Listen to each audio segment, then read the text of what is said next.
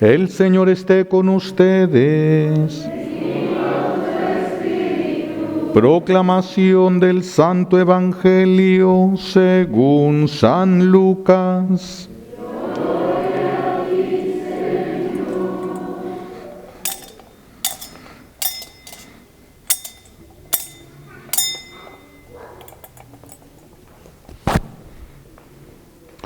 En aquel tiempo, el ángel Gabriel fue enviado por Dios a una ciudad de Galilea llamada Nazaret, a una virgen desposada con un varón de la estirpe de David llamado José. La virgen se llamaba María. Entró el ángel a donde ella estaba y le dijo: Alégrate, llena de gracia, el Señor es contigo. Al oír estas palabras, ella se preocupó mucho y se preguntaba: ¿qué querría decir semejante saludo? El ángel le dijo: No temas, María, porque has hallado gracia ante Dios. Vas a concebir y a dar a luz un hijo y le pondrás por nombre Jesús. Él será grande y será llamado Hijo del Altísimo. El Señor Dios le dará el trono de David, su padre, y él reinará sobre la casa de Jacob por los siglos, y su reinado no tendrá fin. María le dijo entonces al ángel: ¿Cómo podrá ser esto, puesto que yo permanezco virgen? El ángel le contestó: El Espíritu Santo descenderá sobre ti, y el poder del Altísimo te cubrirá con su sombra. Por eso, el santo que va a nacer de ti será llamado Hijo de Dios. Ahí tienes a tu parienta Isabel, que a pesar de su vejez ha concebido un hijo, y ya va en el 6º mes la que llamaban estéril, porque no hay nada imposible para Dios. María contestó: Yo soy la esclava del Señor, cúmplase en mí lo que me has dicho. Y el ángel se retiró de su presencia. Palabra del Señor. Recibimos la bendición con la palabra de Dios. Siéntense, por favor.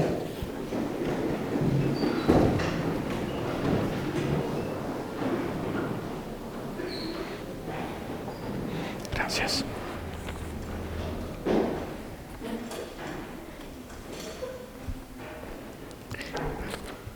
Estamos celebrando la solemnidad de la Inmaculada Concepción, solemnidad de la Inmaculada Concepción, la nacida sin pecado, o concebida, la concebida sin pecado.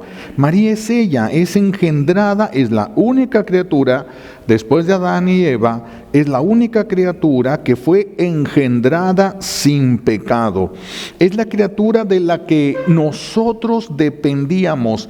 Nosotros, para nuestra redención, dependíamos del sí de María. Jesús nos va a redimir, solo que María diga que sí. Fíjense nada más el tamaño del sí de María. Jesús es el Redentor, pero si María hubiera dicho que no, Jesús no se hubiera encarnado. Tal vez todavía estaríamos esperando al Redentor. Tal vez todavía lo estaría esperando el mundo, al Redentor. Entonces estamos hablando, por eso es una fiesta solemne que rompe el sentido penitencial del Adviento y se llena de luces y se canta el cántico del Gloria. Porque es el sí más importante de la historia de la salvación. Todos los patriarcas que le dijeron a nuestro buen Dios que sí a la voluntad de Dios, recibieron las promesas de Dios, aquellas que le hicieron primero Dios, le hizo a Adán, pero la Santísima Virgen con su sí recibió el cumplimiento. Ella no recibió una promesa, ella recibió el cumplimiento de las promesas que Dios había hecho desde Adán y después a los patriarcas en el pueblo de Israel. Por eso, repito, es un punto esencial en el plan de la salvación de Dios. Ella es, por eso se le llama la segunda Eva. La primera Eva dijo que no. La segunda Eva, María, dice que sí. El primer Adán dijo que no. Jesús, el segundo Adán, aquel dijo que no. El primer Adán dijo que no, por eso cayó en el pecado. El segundo Adán, que es Jesús, va a decir que sí a la voluntad de Dios. La mujer en la que se engendraría el que es la promesa de Dios, era esencial, estrictamente necesario que fuese engendrada, incluso engendrada, no solo que viviera sin pecado, que fuese engendrada sin pecado. No solo que no cometiera pecado, ni un solo pecado en toda su vida, ni un solo pecado para que pudiera recibir a Jesús en su seno, porque Jesús, Dios y el pecado no pueden estar juntos. Entonces era necesario que ella naciera sin el pecado. Ella, María Santísima, no solo es grande porque Dios la escogió para uno de las más altas misiones, no solo por eso es grande. Esa misión que Dios le encomendó la pone por encima de los ángeles, la pone por encima de todos absolutamente. Ella no solamente es grande porque Dios le dio esa misión tan enorme, ella también es grande porque pudo haber dicho que no. Por eso decían los poetas, decían los místicos, que cuando el ángel le preguntó, el cielo entero se cayó, ningún coro estaba cantando en el cielo, todos, la Santísima Trinidad y todos los coros angélicos, toda la creación sin saberlo, estaba esperando qué iba a decir ella. Porque si ella decía que no, quién sabe qué planes, qué cosas hubiera tenido que sacar Dios, algún plan B. Pero nuestro buen Dios no tiene plan B, como sus planes son perfectos, no hay un plan B. Y si hubiera un plan B, sería insistir en el plan A, porque el plan de Dios es perfecto. Entonces, nuestra madre es grande no solo por la misión que recibió, sino porque pudo decir que no a los planes de Dios. Y dijo que sí a los planes de Dios. Cuando dice que sí, todo floreció, todo cambió. Todo absolutamente, y todavía no se llevaba a cabo la redención. Fue el gran inicio de la reconciliación de Dios con el ser humano. Allí, cuando Jesús va a quedar engendrado en su vientre virginal, va a bajar del cielo para redimirnos. Ella por eso es grande, porque dijo que sí, y porque sostuvo ella el sí. Los que conocen algo de música sabrán que no existe el sí sostenido. María es la única que ha podido dar un sí sostenido, ningún ser humano, desde Adán hasta ahora, y los que falten, nadie ha podido dar un sí sostenido. Todos hemos caído en pecados, por lo menos en pecados veniales, en imperfecciones. María es la única perfecta, la única criatura perfecta que así como salió de la mano de Dios, así se conservó. Si nosotros nos hubiésemos conservado así como salimos de las manos de Dios, no estaríamos tan feos.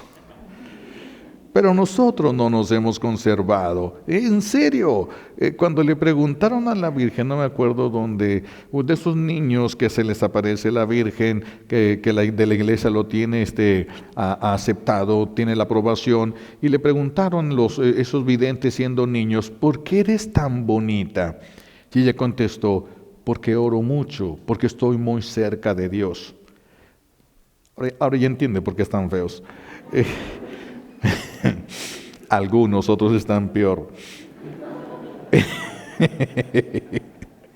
Bueno, entonces ella es la que va a decir que sí a la voluntad de Dios sin perder la fe. Qué importante es este detalle. La que dijo que sí a la voluntad de Dios sin perder la fe nunca, ni siquiera perdió su fe ni se tambaleó cuando estaba al pie de la cruz. Y vaya que fue una prueba durísima para ella, porque nadie ha podido amar a Jesús tanto como a ella. A nadie le ha dolido la muerte de Jesús tanto como a ella. A nadie. Nosotros ya estamos tan acostumbrados a verlo en la cruz que ya no nos duele. Es como la familia que tiene un familiar ahí tirado en cama quejándose. La primera semana todos sufren, la segunda la mitad sufren, la tercera menos de la mitad, y la última semana ya todos se acostumbraron a que se quejara. Ya no les duele escuchar que se esté quejando. Así nos pasó a nosotros con nuestro buen Dios. Pero a ella sí le dolió mucho ver a su hijo, porque nadie lo ha amado como ella. Imagínense la tentación que debió sentir en ese momento de decirle: hijo, bájate de la cruz, tú tienes poder. ¿Y si es cierto? Claro que tenía poder. Tú tienes poder, bájate de la cruz, vámonos a la casa. ¿Qué hubiera sucedido? No sabemos. Claro que Jesús yo pienso que estaría ahí, pero nuestra Madre Santísima le dijo que sí a lo que Dios permitiera y quisiera y lo que era su voluntad, y se mantuvo así al pie de la cruz. Cuando parecía que no se cumplieron las profecías, a él se dijo el ángel: a este niño será llamado Hijo de Dios. Pues en esa cruz no se veía mucho como Hijo de Dios. No se veía mucho como Hijo de Dios, y sin embargo permaneció firme de pie junto a la cruz. Estaba crucificada con su hijo. Las mamás entienden más fácil esto, porque les duele a ellas más lo que les duele a sus hijos. Quisieran agarrarlo y ponérselo a ellas y soportarlo, pero como no pueden, les duele más de lo que les duele a sus hijos. Nadie entonces podrá amar tanto a Jesús como lo amó María, pero nadie podrá amar a María tanto como la amó Jesús. Así de que si alguien les dijera, para que no se dejen engañar, que no deben ustedes de hacer ningún tipo de culto a la Virgen ni de amarla porque hay que amar a Jesús, solo que yo amar a Jesús, a la Virgen más que Jesús. Y eso no se puede, por más que brinque y haga cosas. Yo no puedo amar a la Virgen tanto como la amó Jesús. Así de que nunca me puedo pasar. Nunca me voy a ir de largo, porque no la puedo amar como la amó Jesús. Si yo la amara más que Jesús, diríamos: este sí se pasó, tiene que quedarse por lo menos a como Jesús la amó. No, por eso nosotros no tenemos miedo de amarla, porque nunca podremos amarla tanto como la amó su Hijo Jesucristo. Satanás supo cómo hacerla sufrir, y la hizo sufrir lo más que pudo, pero nunca la pudo hacer pecar. Nunca se tambaleó ella, lo que es la voluntad de Dios, y de ahí no se movió ni un poquito ella. Por eso también, hoy que estamos cerrando este año de San José, quisiera decir una palabra de él. San José también nos enseña a sufrir. No fue una vida fácil. Decirle sí a Dios no es una vida fácil. Decirle sí a Dios no es andar cortando flores en los jardines, ni cantando nada más. No. Decirle sí a Dios implica un sufrimiento, porque es el sacrificio de nuestra propia voluntad. Nos lo enseña María y nos lo enseña José. San José nos enseña a sufrir, pero nos enseña también, igual que María, a sufrir en silencio. De esas veces que sufrimos tanto que ya no podemos pensar, ya no podemos orar, ya no podemos ni movernos. ¿Qué hacer? Como María al pie de la cruz, como esa prueba que también a la que fue sujeto San José cuando ve a María embarazada. ¿Cómo es posible? Él no fue, está perfectamente consciente que él no fue. En María, él está consciente de la santidad de María, pero está embarazada. Y el ser humano solamente conoce un método para estar embarazados. Así de que imagínense eso. ¿Cómo lo va a enfrentar San José? Ese sufrimiento, eso que lo supera completamente, ¿cómo lo va a enfrentar? En silencio. Es una de las más grandes defensas que tiene el ser humano, el silencio en esos momentos, porque a veces, repito, uno se cansa de sufrir y va perdiendo sentido la vida cuando el sufrimiento es muy grave, es muy grande.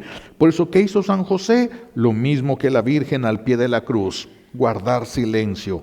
Guardar silencio, dice de las revelaciones que Dios hizo a Santa Brígida, creo, si no me equivoco, donde Jesús le ponen el clavo en la mano de Jesús cuando los van a crucificar, dan el primer golpe, Jesús grita y grita María, y no vuelve a gritar Jesús, y no vuelve a gritar María.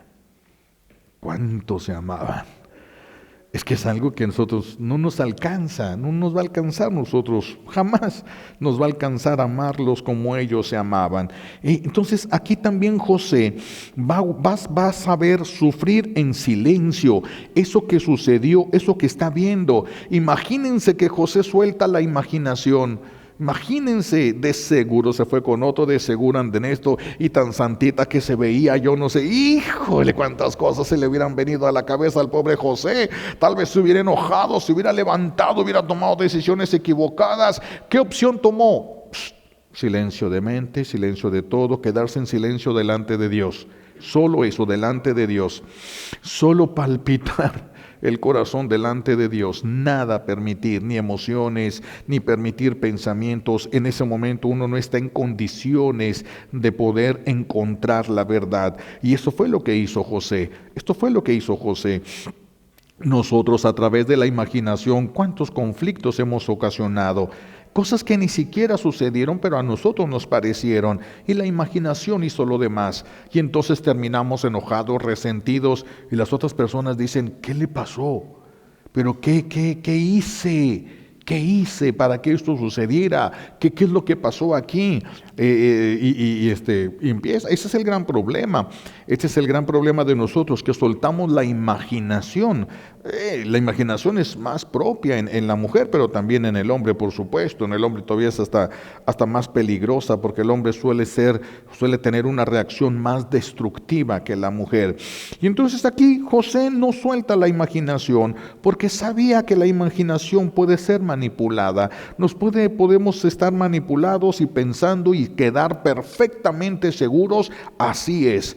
José hubiera podido decir, de seguro María que se fue con otro, de seguro, porque ahí está la panza. Ahí está, no estoy imaginándome cosas, ahí está la panza. Y hubiera estado equivocado. Por eso el silencio de San José es tan impresionante, es tan impresionante. Si nosotros soltamos la imaginación y empezamos a hacer elucubraciones, empezamos a soltar pensamientos y a imaginarnos y a deducir cosas que no son, vamos a llegar simplemente a la desesperación. Por eso es el silencio, pero en un silencio delante de Dios, esperando como lo hizo José. Esperando, el tiempo se va alargando, se van tomando algunas decisiones, pero no se toman conclusiones, no se sacan conclusiones de aquello que a nosotros nos supera. Él estuvo esperando que nuestro buen Dios le diera una luz. Él estuvo esperando y nuestro buen Dios no le falló, le dio la luz que necesitaba, envió un ángel y el ángel le dice en sueño, José, no temas, el niño que tiene María en su vientre viene de Dios, regresa, llévala a tu casa. Estaban desposados, pero todavía no estaban casados, se le llamaban desposados, pero la mujer vivía en su casa y el hombre en su casa hasta que tuviera una casa donde recibirla. Recibe a María en tu casa, le dice el ángel, y a José ya le explicaron. Por eso José no llegó con la cola entre las patas. Ay, todo lo que pensé, todo lo que dije, qué vergüenza. No, es que no pensó eso. Es que no pensó eso. Es como los que dicen, ¿ustedes creen que José y María viviendo juntos y siendo una pareja, un hombre y una mujer, iban a estar juntos sin tener ningún contacto sexual? ¿Ustedes creen que va a pasar eso? Pues si José hubiera sido un cholo, ni yo lo creo. Pero José no era un cholo, era un santo. Y los que no conocen de santidad, pues no pueden entender estas cosas. Caminos de santidad, simple y sencillamente. Caminos de santidad. Bueno, cuando una persona es acusada de un delito, un abogado puede conseguirle lo que se llama una orden de amparo. La orden de amparo es para que no le lleven a la cárcel. Está amparado, no lo pueden meter a la cárcel. Se lleva a cabo el juicio, pero no lo llevan a la cárcel. Nos dice San Pablo que el que come el cuerpo de Cristo en pecado se traga su propia condenación. Por eso María no podía recibir a Jesús. Un solo pecado que hubiera cometido en su vida, ya no hubiera podido recibir a Jesús en su vientre. Un solo pecado que hubiera cometido, aunque lo hubiese heredado el pecado original, ya no hubiera podido ella recibir a Jesús en su vientre. El que come el cuerpo de Cristo y bebe su sangre en pecado, se traga su propia condenación. Así de que María no podía tener ni un solo pecado. Pero ¿qué hizo Jesús? Jesús le adelantó los méritos que Él tiene en la cruz, le adelantó sus méritos a ella, a la que escogió como su madre biológica, aquella en la que Él se iba a encarnar. Le dio, por así decirlo, una orden de amparo para que ella fuera la única criatura en la que esto va a suceder, que no heredara el pecado original. El pecado original es el único pecado que se hereda. Los demás no, los demás heredamos inclinaciones, debilidades, pero no heredamos el pecado de nuestros padres. Este pecado original sí, Adán estaba representando a toda la humanidad. A toda la humanidad, por eso el pecado de él es nuestro pecado, aquel que nos estaba representando, el Padre por donde Dios inició toda la humanidad. Entonces nuestro buen Dios le aplica los méritos de Jesús en la cruz, se los adelanta para que ella no herede ni siquiera el pecado original ni sus consecuencias. Así María Santísima se convierte en la primera de los redimidos por su Hijo Jesucristo. Se convierte en la primera. El que no haya tenido pecado no significa que no necesitaba redención. No tuvo el pecado original. Ella no tuvo ningún pecado personal, pero hubiera tenido el pecado original igual que todos nosotros. Solo que con esta, al adelantarle Jesús los méritos, ella ya queda redimida antes y no toca el pecado, y el pecado no la va a tocar a ella. Por eso, quien llegara incluso a pensar que es más grande, si yo dijera que yo soy más grande que María Santísima, que nuestra Madre, tendría que estar convencido de que Jesús me ama más que a ella, y que la misión que yo tengo en la tierra es más grande que dar a luz al que nos vino a redimir. Por eso es imposible, son cosas imposibles estas. No podemos decir nosotros, no podemos no amarla a ella. Ella es la gloria de la raza humana. Nadie, ninguna santidad, todos los que conocemos en la iglesia han llegado a ser santos. Ninguno ha llegado a ser santísimo. Ninguno. Solo ella. ¿Por qué? Porque nadie está más llena de Dios que ella. Nadie. ¿Por qué? Porque todos nacimos pecadores. Ella ya nos lleva ventaja. Ya no hay manera de compararse nadie con ella, porque nosotros nacimos pecadores, nosotros hicimos berrinches de niños, nosotros tuvimos conflictos, nosotros nos hemos peleado y hemos pensado mal de los demás. Ella nunca ofendió a Dios, nunca, en ningún momento de su vida. Por eso ella es tan amada por Dios. Ella, el Señor le mostró, el ángel le preguntó, ciertamente le dijo, concebirás un hijo y todo. Y se quedó en silencio esperando qué decía ella. Y ella pregunta, para ver si esto viene de Dios. ¿Cómo va a ser esto si yo permanezco virgen? El Espíritu Santo te cubrirá con su sombra, por eso el que ha de nacer será llamado Hijo de Dios. ¿Quieres? ¿Entiendes? No necesito entender y no necesito querer. Soy la esclava del Señor. Hágase en mí según su palabra. Y todo floreció. Entró Dios a la humanidad. Pudo redimirme a mí, pudo redimirte a ti. Estamos en deuda con la Santísima Virgen. Estamos en deuda con ella. Toda la humanidad, toda, desde Adán, todos estamos en deuda con ella. Porque ella dijo que sí, porque ella mantuvo el sí. Estamos en deuda con Dios, que la amó tanto, y le agradecemos tanto a nuestro buen Dios que la ha llamado de esa manera. Y vaya que si la iba a amar, pues es la que ha estado más unida a Él, incluso en el momento de la redención del género humano. Ella que estuvo crucificada con Él en aquella cruz, abajo de la cruz, pero le dolía todo lo que le dolía a su hijo, es morir crucificada con Él, solo que a ella no se le permitió morir. A su hijo sí, porque había terminado la misión. Ella tenía que quedar al principio de la iglesia para sostener a los apóstoles. La segunda persona de la Santísima Trinidad ya existía. Jesús no empezó a existir como nosotros. Tú y yo empezamos a existir el día que se unen aquellas dos células, el óvulo y el esperma, cuando se unieron en el vientre de nuestra madre. Tú y yo allí empezamos a existir. Jesús ya existía como Dios, empieza a existir como hombre, pero ya existía como Dios.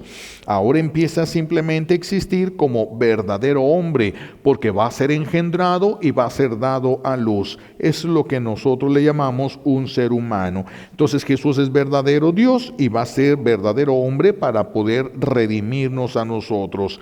Ella fue la que lo va a recibir en su vientre virginal, sin participación de hombre. Aquí lo aclaró el ángel muy bien. El Espíritu Santo te cubrirá con su sombra. Así de que ahora sabemos pues que ella es la madre del Hijo de Dios, por eso le llamamos Madre de Dios. Madre no podemos decir, nada más es madre de la parte humana de Jesús, pero no de la parte divina de Jesús. Es que es una sola cosa cuando Él se encarnó. Entonces es madre del verdadero Dios por quien se vive, como ella se lo va a decir a Juan Diego. Como ella se lo va a decir, la segunda persona de la Santísima Trinidad se engendra y al nacer toma el nombre de Jesús, el Cristo, el ungido, el que viene a salvarnos. Entonces, según las palabras del arcángel San Gabriel, cuando él llega a visitarla en aquella pequeña gruta que tenía la casita de Nazaret, ahorita está separada la casita de Nazaret de la gruta, pero en aquel tiempo era una sola casa, estaba unida. Entonces cuando llega el ángel Gabriel en aquella gruta en la que ella se refugiaba para orar, cuando ella llega, el arcángel da testimonio. Primero le da el saludo, Dios te salve. Salve es el saludo que se daba a la familia de los emperadores, porque María es grande, por eso se le da el saludo. Dios te saluda, Dios te salve, Dios te saluda María, llena eres de gracia. Y todavía Jesús no entraba en su vientre, y todavía el Espíritu Santo no la cubría con su sombra. Ya era la llena de gracia. ¿A quién más le han llamado llena o lleno de gracia? A nadie. Ella es la única, la llena. Y es el testimonio de un ángel. Desde ese momento María sabemos que ya es otro boleto, ya ella. Según las palabras del arcángel San Gabriel, entonces, ella ya estaba llena de gracia. Ya era la más santa de las criaturas. La más santa que el más santo que pudiera existir. Ella nunca perdió la gracia, ella nunca tocó el pecado original, no lo heredó, así de que ella siempre permaneció así como salió de las manos de nuestro buen Dios.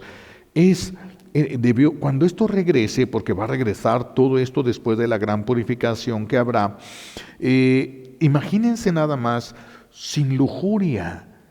¿Cómo el ser humano vamos a poder vernos sin estar influenciados por la lujuria?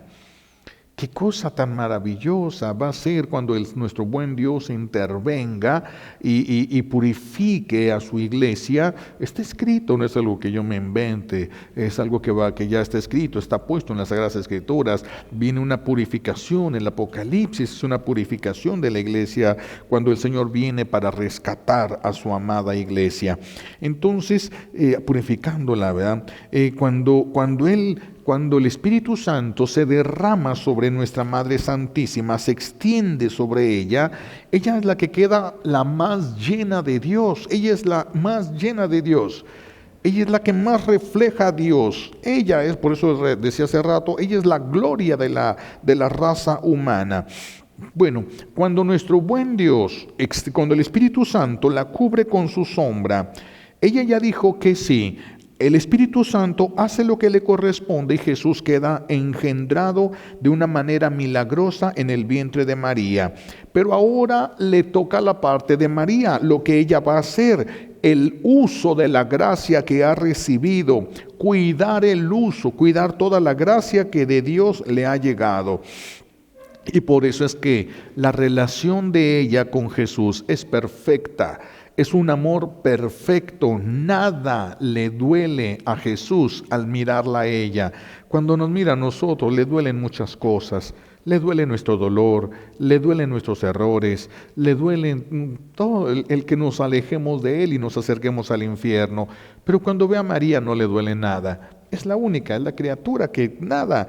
Por eso su relación con Él, con su Hijo, debió ser perfecta, preciosísima, divina verdaderamente, divina. Ella supo cuidar la gracia, pudo cuidar lo que Dios le había ofrecido.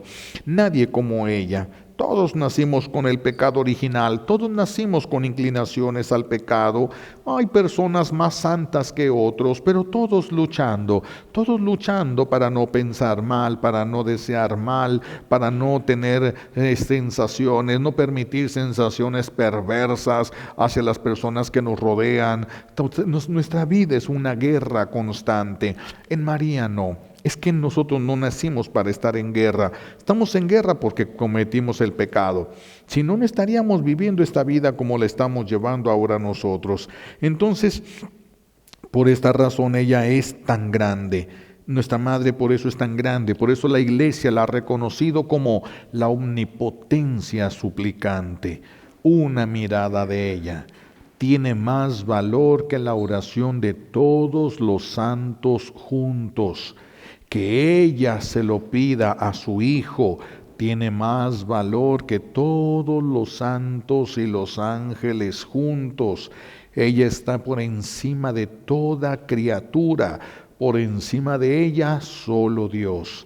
Ni siquiera los ángeles, ni San Miguel, absolutamente nadie, porque la misión de ella fue la misión más grande que Dios ha concedido a una criatura. A nadie, Dios a nadie le ha dicho mamá y a los ángeles tampoco les ha dicho mamá, como ahora todavía en el cielo cuando Jesús se refiere a ella, así lo escuchamos cuando hay revelaciones particulares, Jesús dice mi madre, ¿verdad? Entonces sigue esa relación amorosísima, es que no hay nada que pueda interrumpir ese amor entre ellos dos. Pues pidamos a Dios Padre, como un regalo de esta Santa Misa, nos conceda la gracia de amar a María, de no tener miedo de la devoción a nuestra Madre.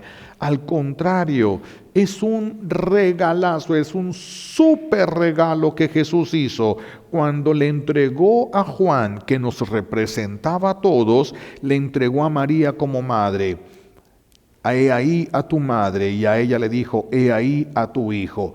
Y desde entonces a nosotros, los que crucificamos a Jesús, nos recibió como hijos.